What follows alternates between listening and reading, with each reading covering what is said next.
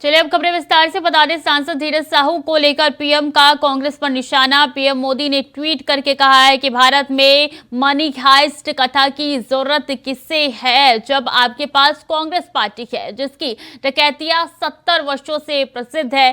PM Modi ने एक video को रीट्वीट करते हुए कहा है कि भारत में मनी हाइस्ट कथा की जरूरत किससे है जब आपके पास कांग्रेस पार्टी है जिसकी डकैतियां 70 वर्षों से प्रसिद्ध है और गिनती में आने वाली है। तो पीएम मोदी का ट्वीट है, भारत में मनी हाइस्ट की किसको जरूरत है जब आपके पास कांग्रेस पार्टी है जिसकी डकैतियां 70 वर्षों से प्रसिद्ध है और गिनती में आने वाली है।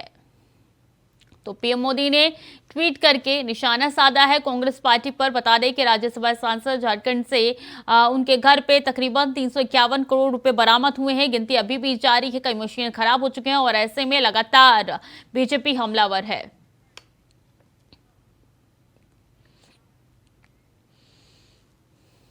और मध्य प्रदेश में मोहन यादव की सीएम बनने के ऐलान के बाद शिवराज सिंह भावुक दिखे। हालांकि कुछ महिलाएं कार्यकर्ता शिवराज तो सीएम ना बनने पर रोती हुई नजर आई। अब आपको नहीं छोड़ेंगे। मैं भी कहाँ जा रहा हूँ, मैं भी नहीं छोड़ूंगा। आपको नहीं छोड़ने का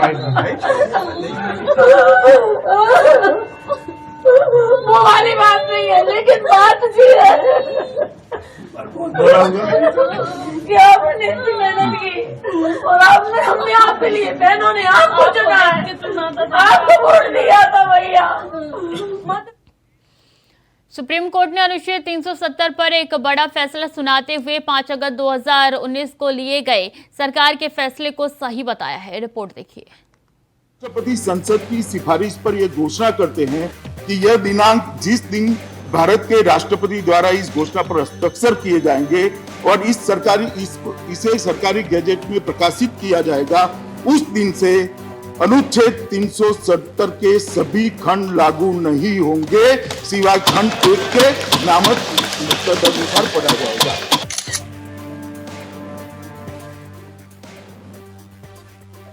तारीख 5 दिसंबर 2019 सदन में देश के गृह मंत्री अमित शाह ने एक बिल पेश किया। इस बिल ने सालों से चली आ रही जम्मू कश्मीर में विशेष राज्य का दर्जा खत्म करते हुए एक देश एक कानून के दायरे में ला खड़ा किया। शाह के इस ऐतिहासिक फैसले के खिलाफ विपक्षी पार्टियों ने मोर्चा खोल दिया था। जमकर विरोध हुआ, जमकर प्रदर्शन हुए, लेकिन इस फैसले के बाद घाटी में शांति कायम होने लगी। जिस लाल चौक पर एक वक्त में मुल्क का झंडा फहराने पर कोहराम होता था, उस लाल चौक पर हिंदुस्तान का तिरंगा लहराने लगा। जिन युवाओं के हाथ में एक वक्त में पत्थर हुआ करते थे, वो विकास की मुख्य धारा से जुड़ने लगे। मगर सवाल उस सोच पर उठने लगे थे कि वो कौन है जो घाटी में अमन चैन का दुश्मन है। आलम ये रहा कि हुर्रियत के कई चेहरे इस फैसले के खिलाफ देश की सर्वोच्च अदालत पहुंच गए और इस फैसले के खिलाफ एक के बाद एक 23 याचिका दाखिल हुई, जिस पर 4 साल 4 महीने और 6 दिन के इंतजार और लंबी सुनवाई के बाद सोमवार को सुप्रीम कोर्ट ने अपना फैसला सुना ही दिया। और सरकार का वो फैसला बिल्कुल सही था, इस पर सुप्रीम कोर्ट ने मुहर लगा ही दी।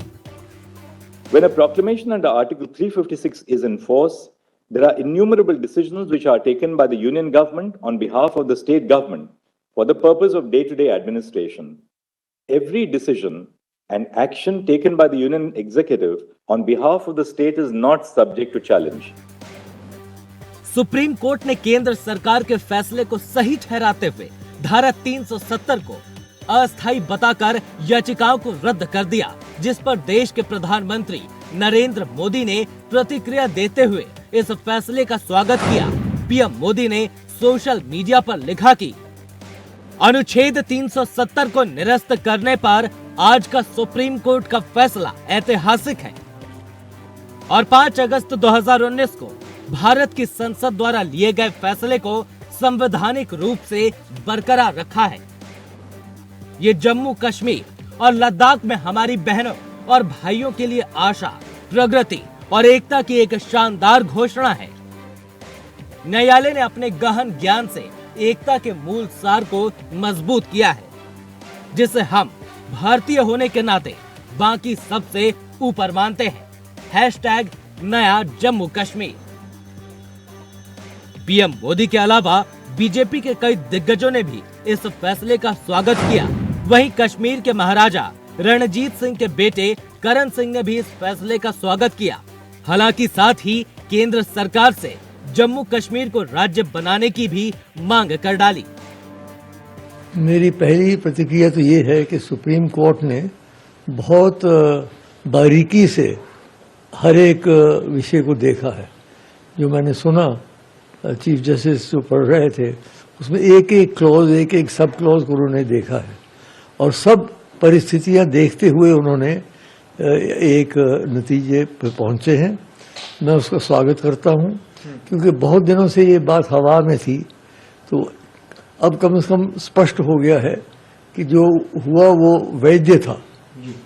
राजनीतिक रूप से चाहे कोई समझे कि नहीं होना चाहिए था वो बात और है, लेकिन लीगल दृष्टिकोण से, न्यायिक दृष्टिकोण से वो वैध है। एक तो बात ही हो गई। मैं आरंभ से कह रहा था कि जो जम्मू कश्मीर को काट के दो हिस्से में करके और इसको यूनियन टेरिटरी बना दिया, वो हमें स्वीकार नहीं था, किसी को भी, किसी के गले से नहीं उतर रही थी। क्योंकि जम्मू कश्मीर एक बहुत विशेष राज्य था। पहले कहते थे ये मुकुट है, ये भारतवर्ष का ये है, और मुकुट क्या रहा, फिर हरियाणा और हिमाचल से भी नीचे आ गए, यूनियन टेरिटरी बन गए। तो वो जल्द से जल्द, मैं समझता हूँ, मेरी मोदी जी से भी यही प्रार्थना होगी कि अब वो जल्द से जल्द राज्य का दर्जा दे दें। एक तरफ जहां करण सिंह और बीजेपी सुप्रीम कोर्ट के फैसले का स्वागत कर रही है, तो वहीं दूसरी तरफ ये फैसला कई नेताओं के गले नहीं उतर रहा है। ये जो फैसला था कोर्ट का, अब अदालत के खिलाफ तो कुछ नहीं कह सकते, लेकिन उससे जम्मू कश्मीर के तमाम अवाम में, हमें, हमारी पार्टी को बहुत मायूसी और अफसोस है। आज जो हरकत मरकजी सरकार ने पार्लियामेंट के अंदर नाजायज, गैर कानूनी, गैर आईनी की, उसको जो जायज करार दिया गया, वो जम्मू कश्मीर के लिए ही नहीं बल्कि आइडिया ऑफ इंडिया, हिंदुस्तान के तस्वुर के लिए एक सजाए मौत की खबर से कम नहीं है। 370 जब से ये देश में हमारे संविधान में शामिल हुई थी, उसी समय से ये टेम्पोररी के आधार पे हुई थी। ये टेम्पोररी एडहॉक मेजर, लेकिन उस समय ये 370 दिए गए थे। इसके पीछे जो कारण वो भी बताए गए थे। और ये सदन के अंदर हमारे अमित शाह जी ये कह रहे थे बड़े जोर शोर से, सीना ठोक के, हम पीओ को कब्जे में लाएंगे। अभी बताए कब पीओ को कब्जे में लाएंगे? ये चुनाव तो आते जाते रहेंगे, कम से कम इस चुनाव के पहले तो पीओ को तो कब्जे में लाया करो। नहीं, आज जो फैसला आया हम उससे मुतमईन नहीं है और हमारा मानना यह है कि ये कॉन्स्टिट्यूशनल मेजॉरिटी जो लोग कह रहे हैं, अब कॉन्स्टिट्यूशनल मोरालिटी की आज जीत हुई है और मेजॉरिटी मोरालिटी की कामयाबी हुई है। इसमें कोई दो राय नहीं है कि कश्मीर हमेशा से भारत का एक अटूट हिस्सा रहा है।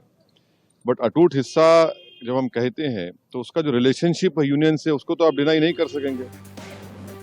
सुप्रीम कोर्ट ने अपना फैसला सुनाकर कह दिया है कि जम्मू कश्मीर भारत का अभिन्न अंग है और केंद्र सरकार का फैसला बिल्कुल सही है। 370 अस्थायी प्रावधान था जो खत्म हो गया है। लेकिन अब देखने वाली बात ये होगी कि सुप्रीम कोर्ट की सुप्रीम मुहर के बाद क्या 370 को लेकर बहस कब खत्म होगी। खैर जो भी हो, मगर इतना जरूर है कि 370 अब इतिहास रह गया, जो हमेशा हमेशा के लिए कश्मीर की तकदीर की यादों में दफन हो गया, जो अब कभी जिंदा नहीं होगा। ये साफ है। Bureau report, India voice.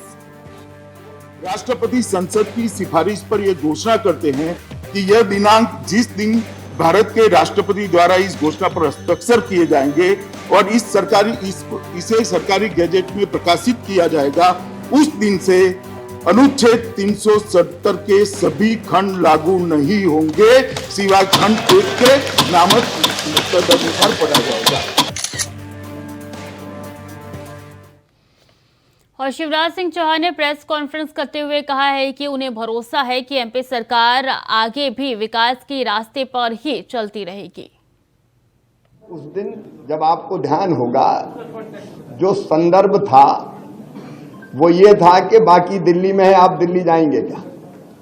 एक बात मैं बड़ी विनम्रता के साथ कहता हूं कि अपने लिए कुछ मांगने जाने से बेहतर मैं मरना समझूंगा, वो मेरा काम नहीं है। और इसलिए मैंने कहा था मैं दिल्ली नहीं। मुझे पूरा विश्वास है कि मुख्यमंत्री श्री मोहन यादव जी के नेतृत्व में भारतीय जनता पार्टी की सरकार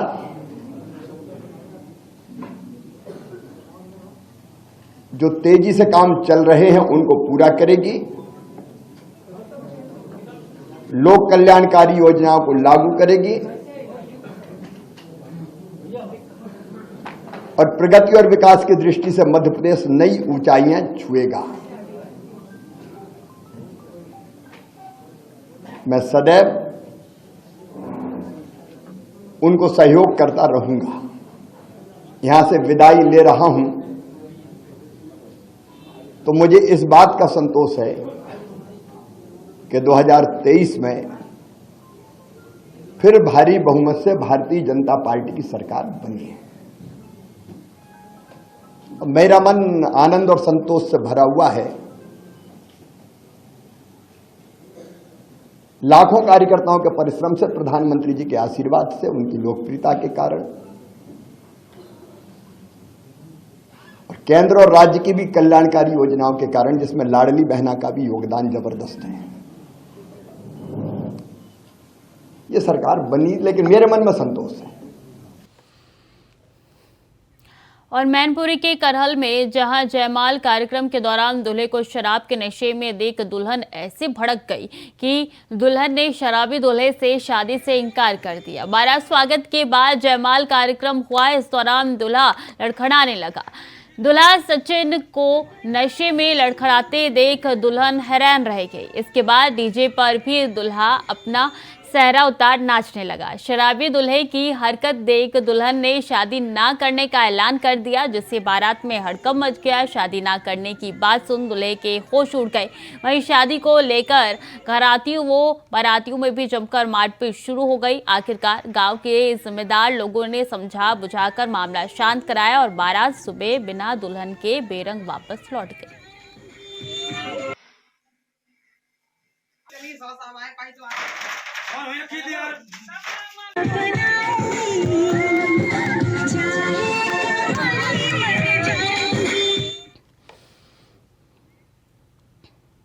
और खबर मिर्जापुर से है, जहां नटवा तिराहे के पास ट्रक की चपेट में आने से एक नर्सिंग छात्र की मौके पर ही मौत हो गई। बता दें कि पॉपुलर हॉस्पिटल नर्सिंग की छात्रा अंशु यादव साइकिल से घर जाते समय वो ट्रक की चपेट में आ गई, जिससे छात्र की मौके पर ही मौत हो गई। इस दौरान सूचना मिलते ही मौके पर पहुंची पुलिस ने शव को कब्जे में लेकर पोस्टमार्टम के लिए भेजा। साथ ही वाहन चालक को हिरासत में लेकर आगे कार्रवाई शुरू कर दी।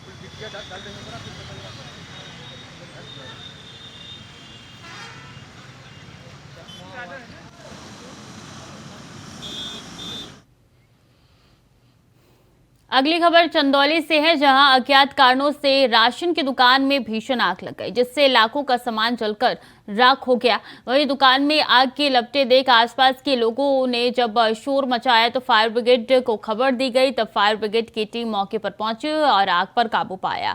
आग लगने से करीब 2 लाख की नकदी समेत 20 लाख का सामान जलकर खाक हो गया। ये दुकान किस चीज़ का है? किराना का है। इसमें कितने के सामान आग जला है? कम से कम 20-25 लाख तक जला है। 20-25 लाख। जैसे किराना का 3 लाख का कल का तेल आया था। हाँ, 3 लाख का कल का तेल आया था और हिंदुस्तान लीवर का माल लगभग 99,000 का था जी। बहुत सारे किराना आइटम सब जल गया। अच्छा। और इसमें दाल वगैरह सब कुछ, दाल भी था इसमें? हाँ, दाल साल भी, तेल सारा आइटम जल गया।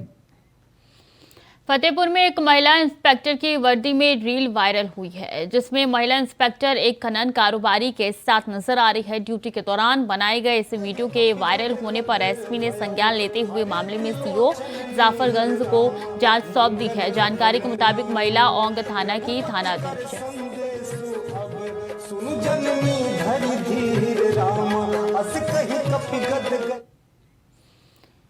जौनपुर पुलिस लगातार अपराध और अपराधियों पर नकेल कस रही है। इस दौरान जौनपुर पुलिस को एक बड़ी सफलता हाथ लगी है। बता दें कि पुलिस ने मुखबिर की सूचना पर मुगराबाद शाहपुर थाना क्षेत्र के जौनपुर प्रतापगढ़ हाईवे पर एक होटल में छापेमारी कर 4 युवक और 4 युवतियों को गिरफ्तार किया। साथ ही पुलिस ने होटल के मालिक को भी गिरफ्तार किया। पुलिस के अनुसार कई दिनों से उक्त होटल में अनैतिक कार्य की सूचना मिल रही थी, जिस पर पुलिस ने आज कार्रवाई की। साथ ही पुलिस ने सभी पर मुकदमा दर्ज कर आगे कार्रवाई शुरू कर दी है। मुगराबाद शाहपुर अंतर्गत ग्राम गड़ियवा में जो जौनपुर से प्रतापगढ़ हाईवे पर स्थित है, यहाँ पर गौरव होटल एवं रेस्टोरेंट पर यह सूचना प्राप्त हुई थी कि यहाँ पर कुछ अनैतिक गतिविधियां हो रही हैं। सक्षम मजिस्ट्रेट के नेतृत्व में थाना प्रभारी मुगराबाद शाहपुर उनकी टीम के द्वारा वहां पर 4 युवक एवं 4 युवतियां अनैतिक देह व्यापार में संलिप्त पाई गई और इन सबों को हिरासत में लिया गया और उनके कब्जे से 10 मोबाइल और 5 मोटरसाइकिल, 1 DVR, 25,600 रुपये नकद और एक होटल का एक एंट्री का रजिस्टर, ये सब सामग्री कब्जा पुलिस में लिया गया। और पीएम के खिलाफ अभद्र भाषा का इस्तेमाल करने पर हसीब अहमद को मालगोदाम चौराहे से गिरफ्तार कर लिया गया है। बता दें कि सिविल लाइन पुलिस ने उन्हें अदालत में पेश करने के लिए ले गई है। जनसभा के दौरान पीएम नरेंद्र मोदी पर अभद्र टिप्पणी कर किसान नेता हसीब अहमद को गिरफ्तार किया गया है। भारतीय किसान यूनियन के महासचिव का 5 महीने पहले का वीडियो वायरल हुआ था। इसके बाद उनके खिलाफ मुकदमा दर्ज कर लिया गया था।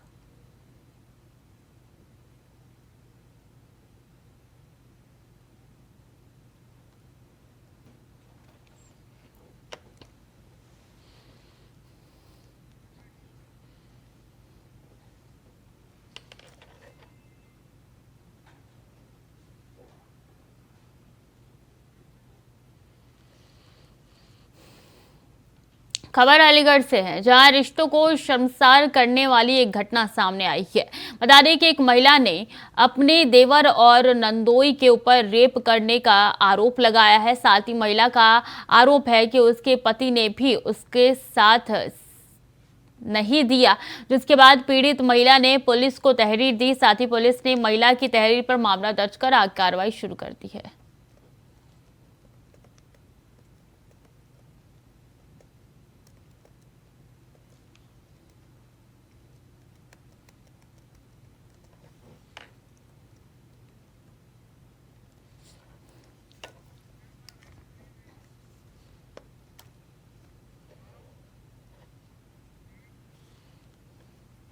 तो फिलहाल के लिए बुलेटिन में इतना ही। खबरें लगातार जारी है, देखते रहिए इंडिया वॉइस।